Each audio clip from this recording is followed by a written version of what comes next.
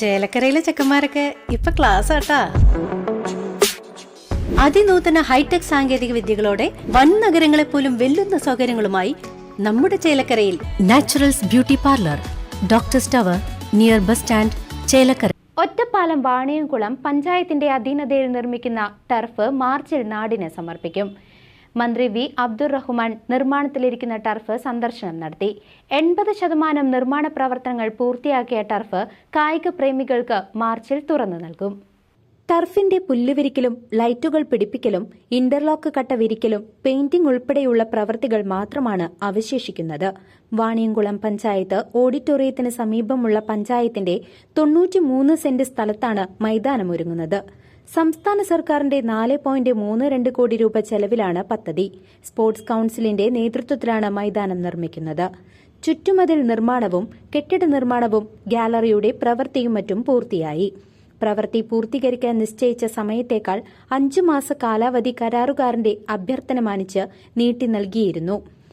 ഒരു ചെറിയ തുക വാണിയംകുളം പഞ്ചായത്തിന് ലഭിക്കുന്ന നിലയിലാണ് പദ്ധതി രൂപകൽപ്പന ചെയ്തിരിക്കുന്നത്. മൈതാനത്തിന്റെ നടത്തിപ്പിനായി ഒരാളെയും ചുമതലപ്പെടുത്തും.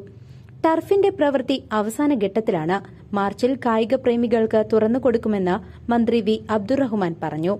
ടർഫ് വാണിയംകുളം പഞ്ചായത്തിന് ഒരു മുതൽക്കൂട്ടാവുമെന്നും അദ്ദേഹം പറഞ്ഞു.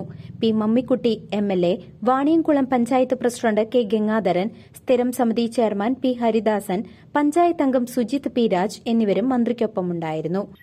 വാണിയംകുളം പ്രദേശത്തുള്ള ആളുകൾക്ക് തന്നെ ഏറ്റവും ആഗ്രഹിക്കുന്ന ഒന്നാണ് പഞ്ചായത്ത് സ്റ്റേഡിയം. യാഥാർത്ഥ്യമാകുകയാണ്. ഒരു അന്താരാഷ്ട്ര നിലവാരത്തിലുള്ള ചെറിയൊരു സ്റ്റേഡിയമാണ്. പക്ഷേ സെവൻസ് ഫുട്ബോൾ ഗ്രൗണ്ടാണ് ഇതിലുള്ളത്. ടർഫാണ്.